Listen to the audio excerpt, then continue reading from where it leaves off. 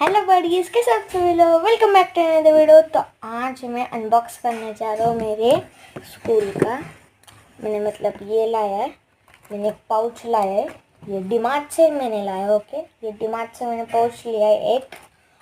ये मुझे अराउंड कितने का पड़ा है ये मुझे 99 रुपीज़ का मिला। ओके, एंड मैंने ये पेन्स का ये लिया है, जिसमें है ये इसका प्राइस सेलिंग प्राइस इसका 139 रुपीज़ है। और इसमें जो जो पेन्स है इनका नाम नहीं बताऊंगा, पर ये देखो इतने सारे हैं। ये इरेजेबल हाइलाइटर है। ओके, मतलब हम लिख भी सकते हैं हाइलाइटर से इसे, और इरेज भी कर सकते हैं। ओके, तो अभी मैं अनबॉक्स करने जा रहा हूँ। तो